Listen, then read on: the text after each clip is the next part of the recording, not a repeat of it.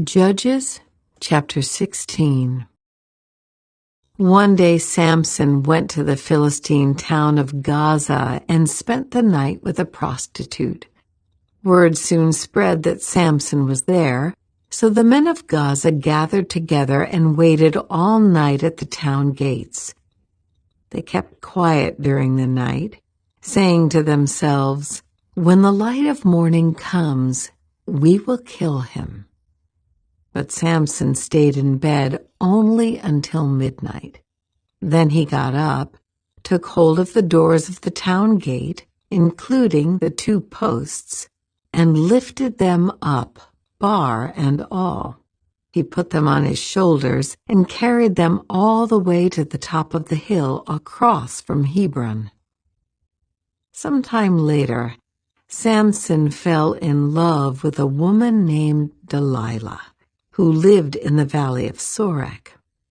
The rulers of the Philistines went to her and said, "Entice Samson to tell you what makes him so strong and how he can be overpowered and tied up securely. Then each of us will give you 1,100 pieces of silver." So Delilah said to Samson, "Please tell me what makes you so strong and what it would take to tie you up securely." Samson replied, "If I were tied up with 7 new bowstrings that have not yet been dried, I would become as weak as anyone else." So the Philistine rulers brought Delilah 7 new bowstrings, and she tied Samson up with them. She had hidden some men in one of the inner rooms of her house, and she cried out, "Samson, the Philistines have come to capture you." But Samson snapped the bowstrings as a piece of string snaps when it is burned by a fire. So the secret of his strength was not discovered. Afterward, Delilah said to him, "You've been making fun of me and telling me lies. Now please tell me how you can be tied up securely." Samson replied, "If I were tied up with brand new ropes that had never been used, I would become as weak as anyone else." So Delilah took new ropes and tied him up with them. The men were hiding in the inner room as before, and again Delilah cried out, "Samson, the Philistines have come to capture you." But again Samson snapped the ropes from his arms as if they were thread. Then Delilah said, "You've been making fun of me and telling me lies. Now tell me how you can be tied up securely." Samson replied, "If you were to weave the 7 braids of my hair into the fabric on your loom and tighten it with the loom shuttle, I would become as weak as anyone else." So while he slept, Delilah wove the 7 braids of his hair into the fabric. Then she tightened it with the loom shuttle. Again she cried out, "Samson, the Philistines have come to capture you." But Samson woke up, pulled back the loom shuttle, and yanked his hair away from the loom and the fabric. Then Delilah pouted, "How can you tell me I love you when you don't share your secrets with me? You've made fun of me 3 times now, and you still haven't told me what makes you so strong." She tormented him with her nagging day after day until he was sick to death of it. Finally, Samson shared his secret with her. "My hair has never been cut," he confessed, "for I was dedicated to God as a Nazirite from birth. If my head were shaved, my strength would leave me, and I would become as weak as anyone else." Delilah realized he had finally told her the truth, so she sent for the Philistine rulers. "Come back one more time," she said, "for he has finally told me his secret." So the Philistine rulers returned with the money in their hands. Delilah lulled Samson to sleep with his head in her lap, and then she called in a man to shave off the 7 locks of his hair. In this way, she began to bring him down, and his strength left him. Then she cried out, "Samson, the Philistines have come to capture you." When he woke up, he thought, "I will do as before and shake myself free." But he didn't realize the Lord had left him. So the Philistines captured him and gouged out his eyes.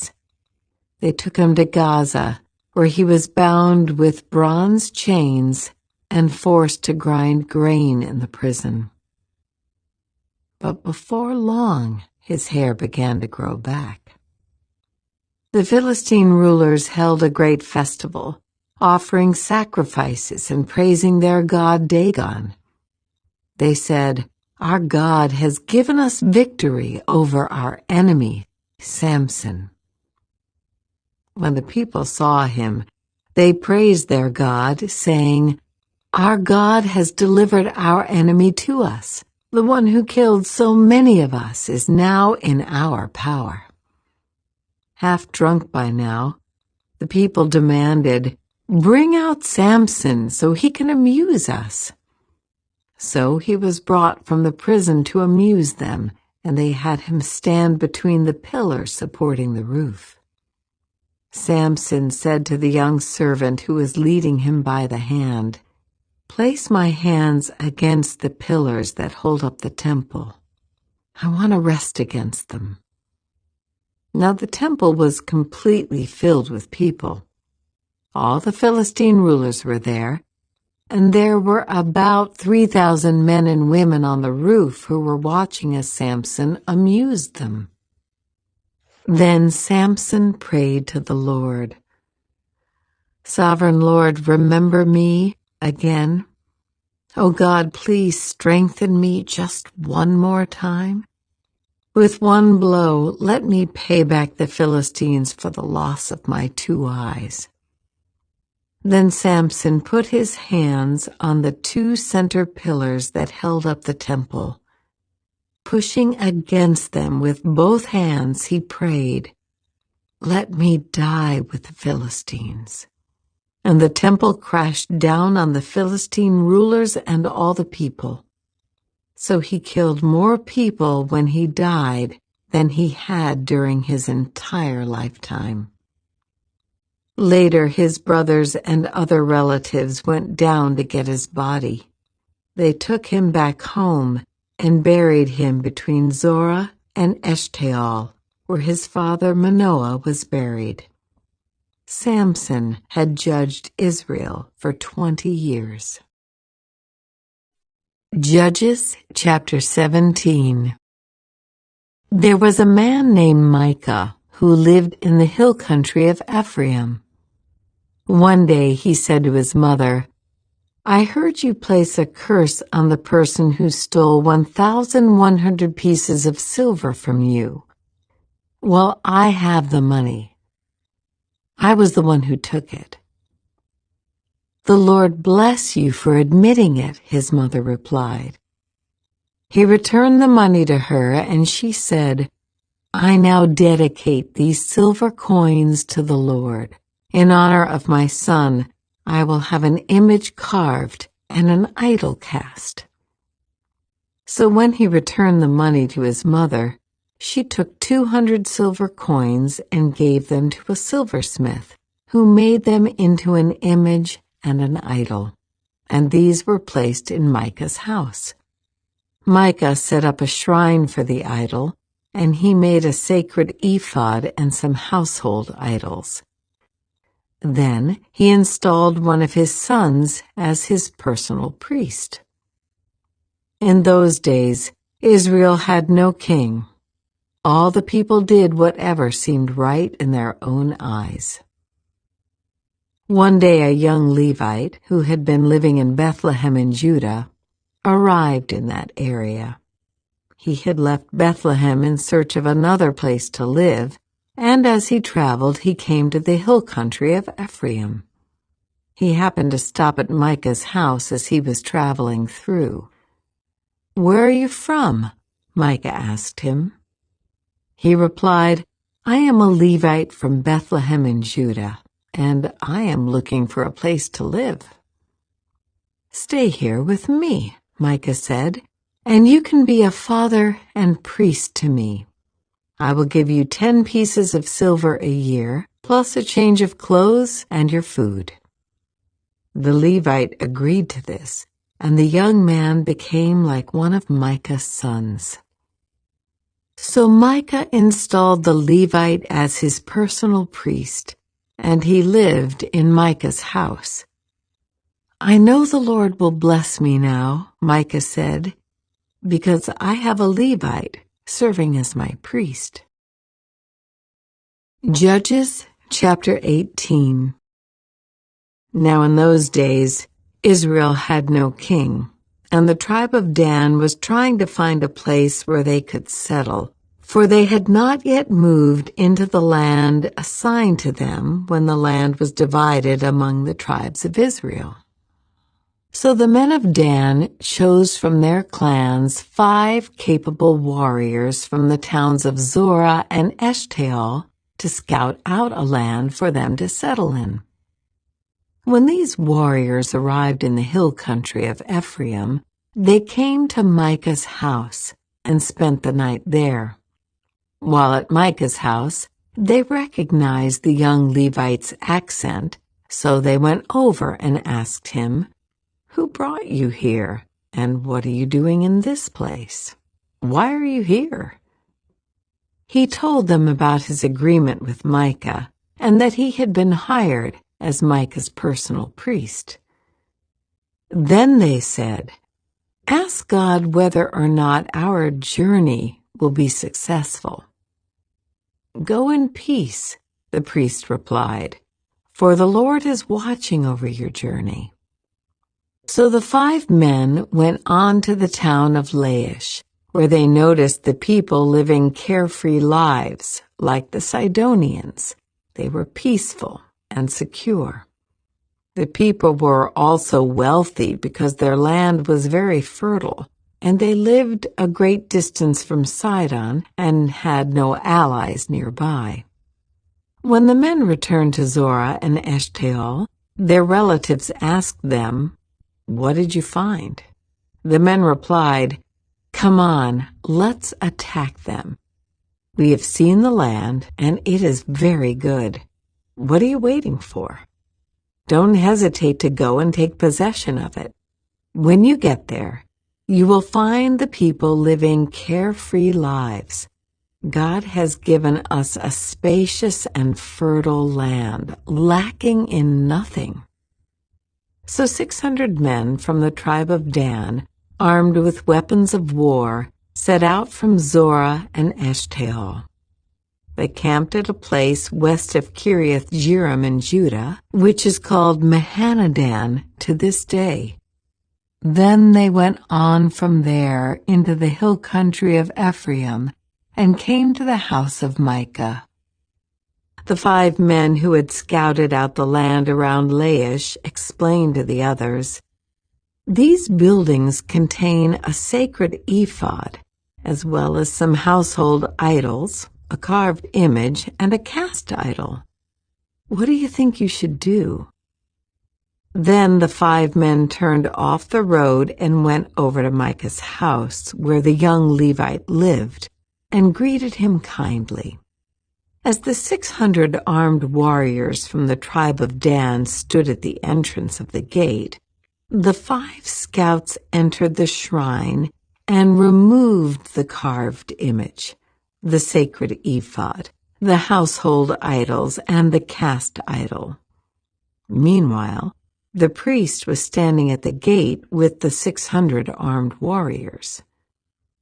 When the priest saw the men carrying all the sacred objects out of Micah's shrine, he said, "What are you doing?" "Be quiet and come with us," they said. Be a father and priest to all of us.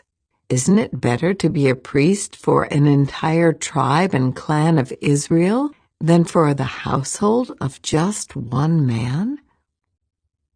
The young priest was quite happy to go with them, so he took along the sacred ephod, the household idols, and the carved image. They turned and started on their way again, placing their children, livestock, and possessions in front of them. When the people from the tribe of Dan were quite a distance from Micah's house, the people who lived near Micah came chasing after them. They were shouting as they caught up with them. The men of Dan turned around and said to Micah, "What's the matter? Why have you called these men together and chased after us like this?" "What do you mean, what's the matter?" Micah replied. "You've taken away all the gods I have made and my priest, and I have nothing left." The men of Dan said, "Watch what you say. There are some short-tempered men around here who might get angry and kill you and your family." So the men of Dan continued on their way. When Micah saw that there were too many of them for him to attack, he turned around and went home. Then, with Micah's idols and his priest, the men of Dan came to the town of Laish, whose people were peaceful and secure. They attacked with swords and burned the town to the ground. There was no one to rescue the people, for they lived a great distance from Sidon and had no allies nearby. This happened in the valley near Beth Rehob. Then the people of the tribe of Dan rebuilt the town and lived there. They renamed the town Dan after their ancestor Israel's son, but it had originally been called Laish.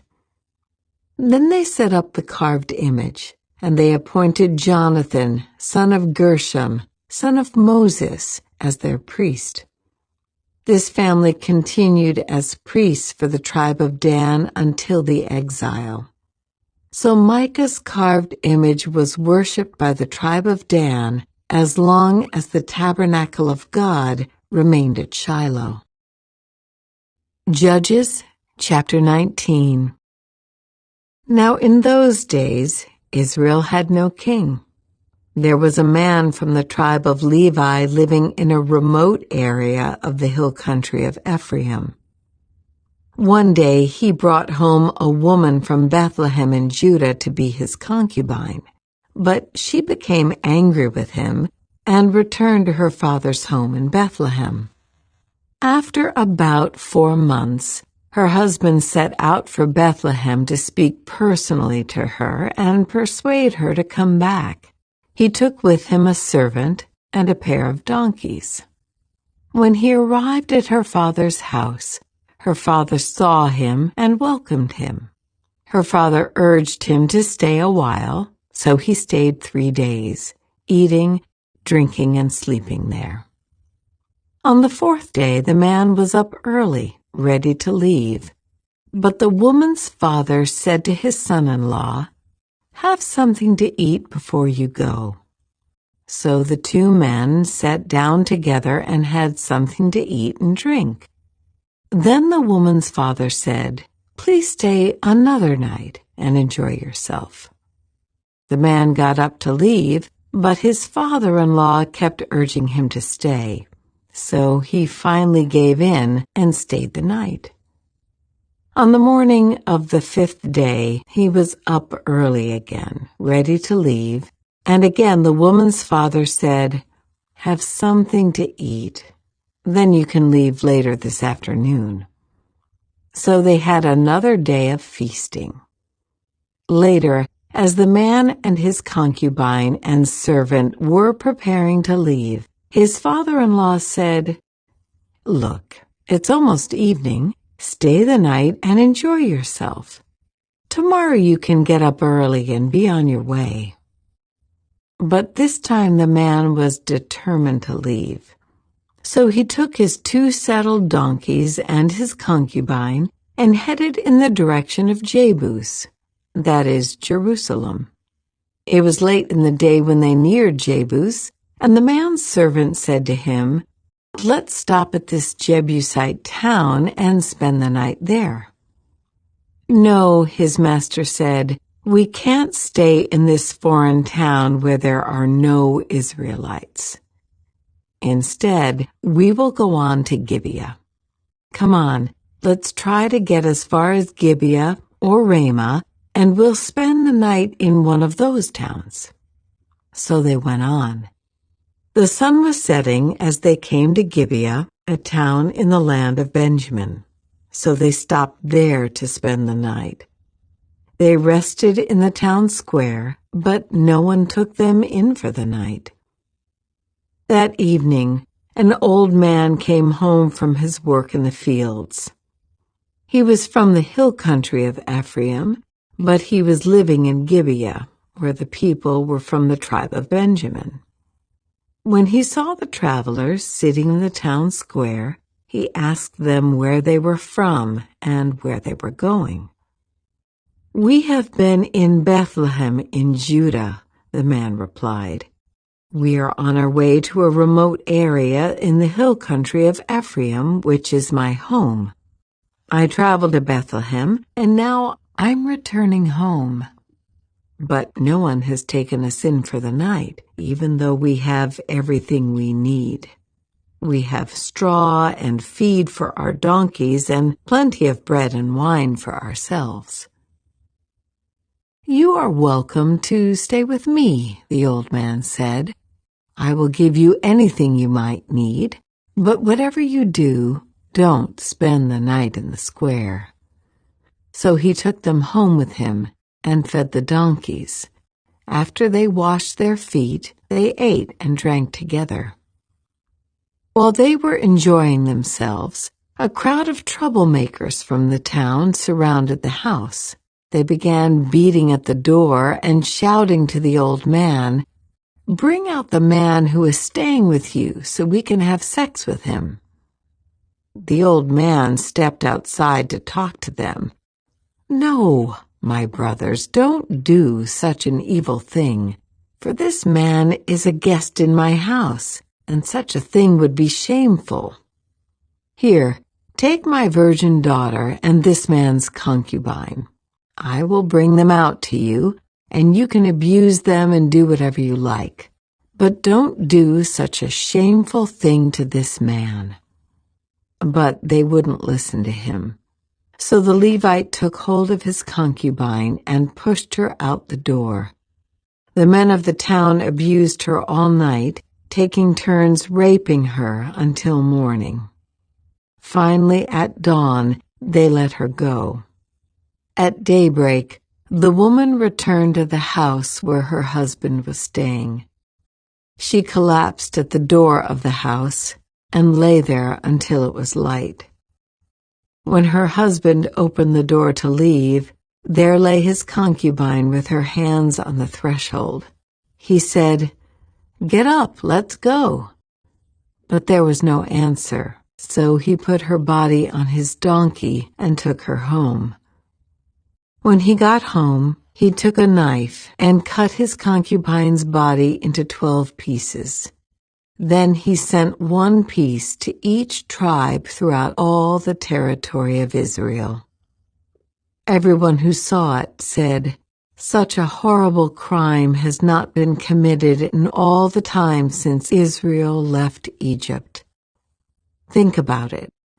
What are we going to do? Who's going to speak up? Judges chapter 20. Then all the Israelites were united as one man from Dan in the north to Beersheba in the south, including those from across the Jordan in the land of Gilead. The entire community assembled in the presence of the Lord at Mizpah. The leaders of all the people and all the tribes of Israel, 400,000 warriors armed with swords, took their positions in the assembly of the people of God. Word soon reached the land of Benjamin that the other tribes had gone up to Mizpah.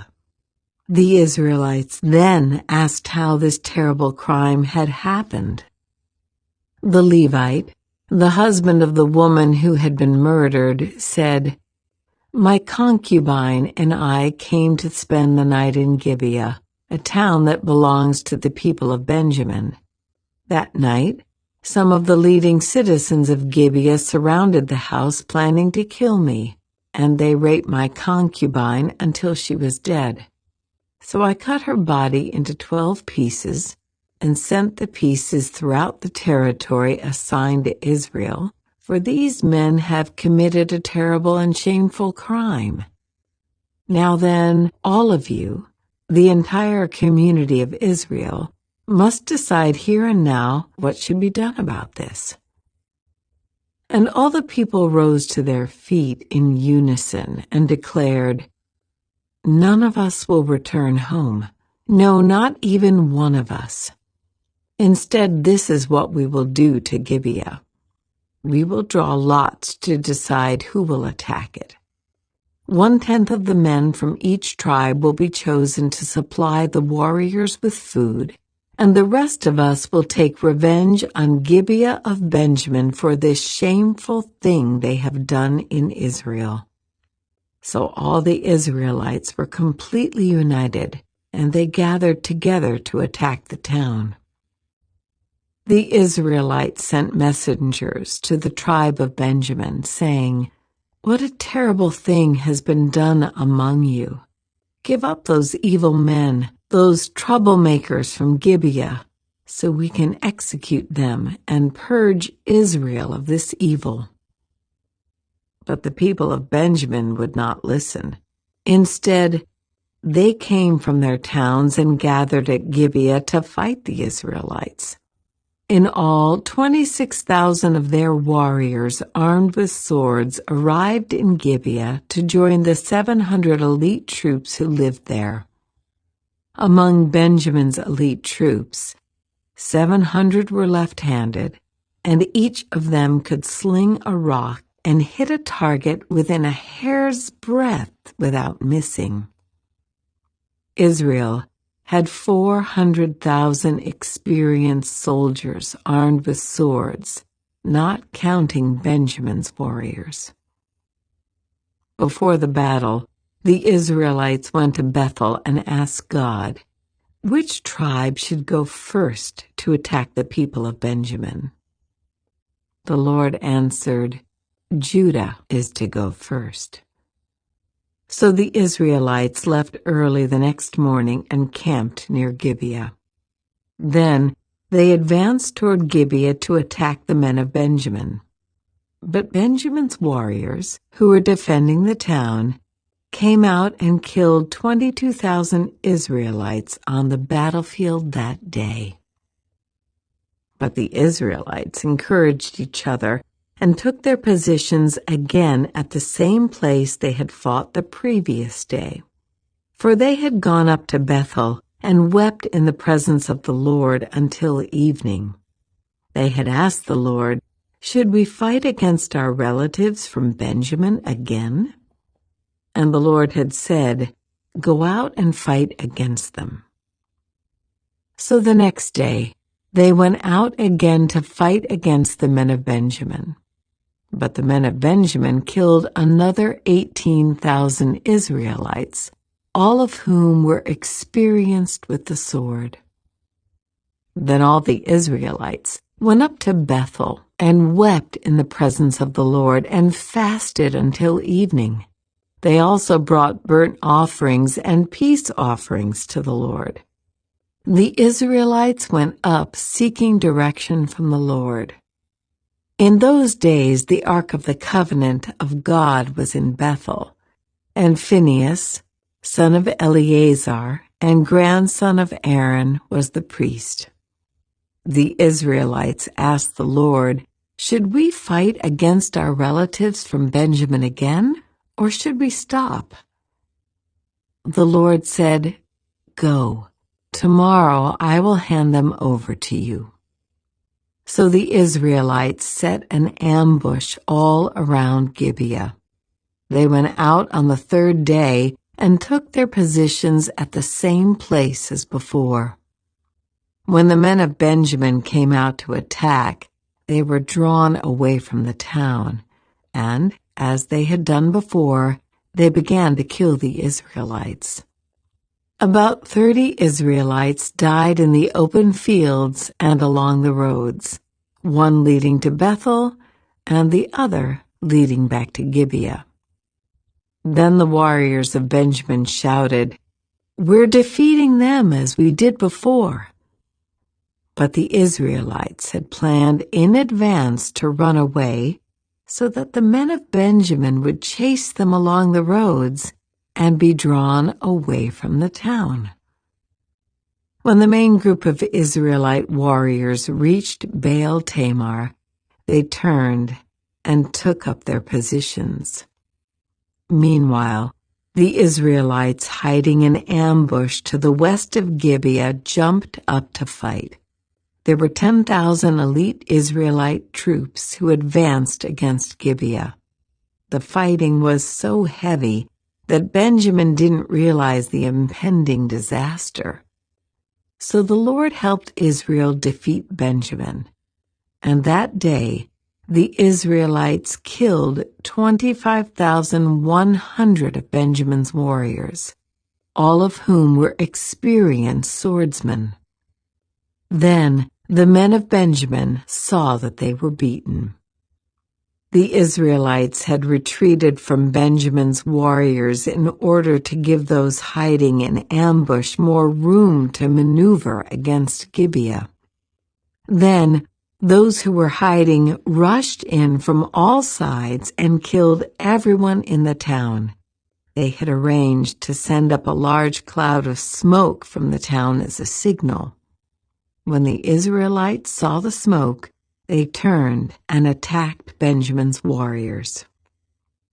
By that time, Benjamin's warriors had killed about 30 Israelites, and they shouted, "We're defeating them as we did in the first battle." But when the warriors of Benjamin looked behind them and saw the smoke rising into the sky from every part of the town, the men of Israel turned and attacked. At this point, the men of Benjamin became terrified because they realized disaster was close at hand. So they turned around and fled before the Israelites toward the wilderness. But they couldn't escape the battle. And the people who came out of the nearby towns were also killed. The Israelites surrounded the men of Benjamin and chased them relentlessly, finally overtaking them east of Gibeah. That day, 18,000 of Benjamin's strongest warriors died in battle. The survivors fled into the wilderness toward the rock of Rimmon, but Israel killed 5,000 of them along the road. They continued the chase until they had killed another 2,000 near Gidom. So that day, the tribe of Benjamin lost 25,000 strong warriors armed with swords, leaving only 600 men who escaped to the rock of Rimmon, where they lived for 4 months.